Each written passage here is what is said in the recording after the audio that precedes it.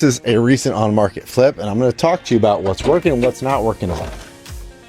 That's not working. First thing a buyer gets to do is see the outside of the property, then they go into the property. If the first thing they do is get this sound, they're already thinking this is busted, this is a half-ass flip. And honestly it is, and here's how I fix it. I just removed the screen door. They kept the original tile here, they put in new floor over there.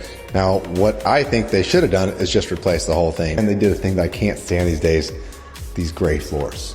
These are very 20 years ago. I don't even know why people are still allowed to buy this. When you have a new house and you're still putting them up, these boob lights, just telling me how dated this contractor or flipper is. The thing that's very common in these older homes are from the 50s and 70s. There's no lighting up top, there's no recessed lighting.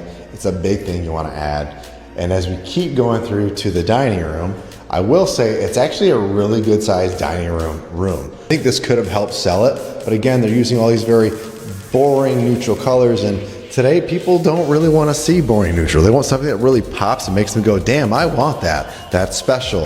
If you're not flipping like that, if you're not making short-term rentals like that, you're not going to last. Now here we are in the kitchen. They did do a new kitchen, but you know what I'm saying?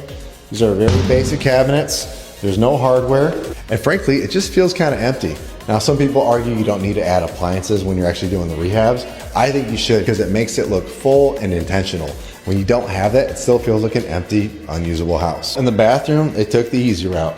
This is just enamel glazed over the original tile. It's probably pink, purple, or green, whatever it was behind here. And they took the cheapest vanities they could find. They put a little board between them. They just have these two 30-inch vanities, put up these basic mirrors with no real proper lighting.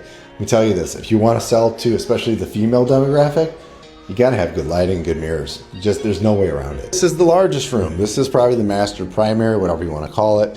And it's fine. Nothing's innately good or bad. I see they at least have some new windows. This home is probably gonna go to somebody that just needs a good starter home. It's good, clean, there's nothing really fixed. It should be all situated, but we're gonna check out the basement before we give it our final call. Okay, so this is the most standard flip type of basement. Gray floors, white walls, and they hope nothing's gonna leak by the time it gets sold. I mean, there's nothing remarkable or good about this. I think that they could have finished off better by just spraying the ceiling. Might have done one coat because it looks like it's been touched at some point. They should have done at least 2 or 3 more coats. Now I'm supposed to tell you what I would have done differently. And honestly, the size of this basement is abnormal for the area. I think they missed a big opportunity to finish this space and make it valuable. And again, it made a lot of decisions that I wouldn't have made. They're a little dated choices. When you actually look at what this could have been a selling factor. And I wish they would have actually paid attention to that, because I think this house wouldn't be sitting on the market right now if they had.